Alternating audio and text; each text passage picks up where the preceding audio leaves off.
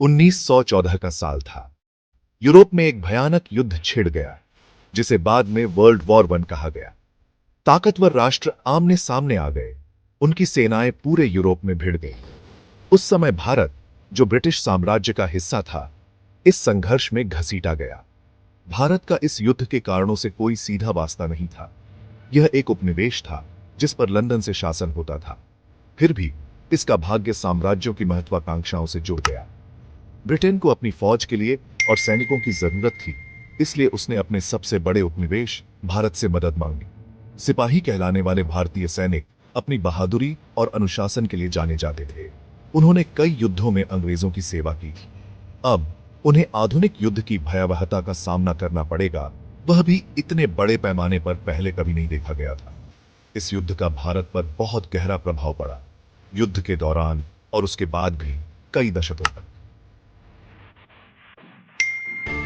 Britain ने मदद की गुहार लगाई और भारत ने बेवफादारी दिखाते हुए बोआएच चढ़कर इसका जवाब दिया।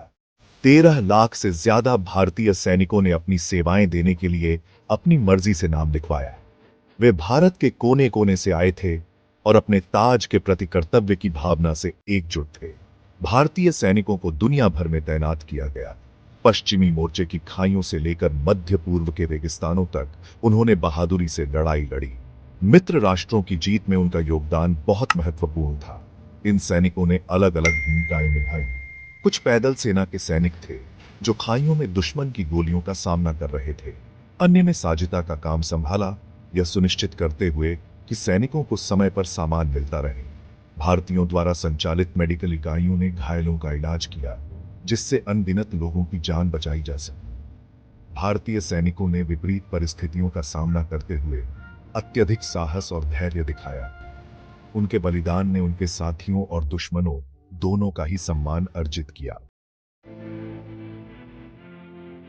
भारतीय सैनिकों ने प्रथम विश्व युद्ध के कुछ सबसे भयानक युद्धों में हिस्सा लिया। पश्चिमी मोर्चा अपनी खाइयों और मशीन गनों के साथ अकल्पनीय नरसंहार का दृश्य था। 1915 में न्यू चैपल में हमले में भारतीय सैनिकों ने महत्वपूर्ण भूमिका निभाई। उन्होंने भारी गोलाबारी के तहत बहादुरी का परिचय दिया। इतिहास के सबसे खूनी युद्धों में से एक, सोmme की लड़ाई में भी भारतीय सैनिकों ने बढ़ चढ़कर हिस्सा लिया। यूरोप के बाहर भारतीय सैनिकों को मध्य पूर्व में तैनात किया गया था। यहां उन्होंने ऑटोमन साम्राज्य के खिलाफ चिलचिलाती रेगिस्तानों में लड़ाई लड़ी। कुट की घेराबंदी और फिलिस्तीन अभियान उल्लेखनीय युद्ध थे, जहां भारतीय सैनिकों ने अपनी बहादुरी का लोहा मनवाया। इन लड़ाइयों की भारी कीमत चुकानी पड़ी। दूर देश के युद्ध के मैदानों में हजारों भारतीय सैनिक मारे गए। हालांकि उनके बलिदान ने मित्र राष्ट्रों के पक्ष में युद्ध का रुख मोड़ने में मदद की। 1918 में युद्ध की समाप्ति ने भारत को कोई राहत नहीं दी। देश ने बहुत बड़ी कीमत चुकाई थी, जिसमें इंसानों की जान और आर्थिक संसाधन दोनों ही शामिल थे। इस संघर्ष ने भारतीय समाज पर अपनी छाप छोड़ दी।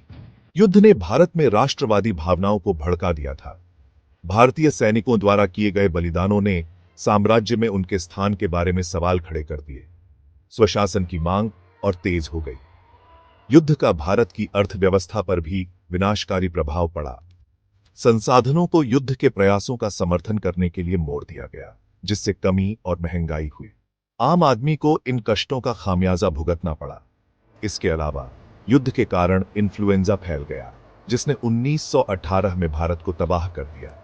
इस महामारी में लाखों लोग मारे गए, जिससे युद्ध का नुकसान और बढ़ गया।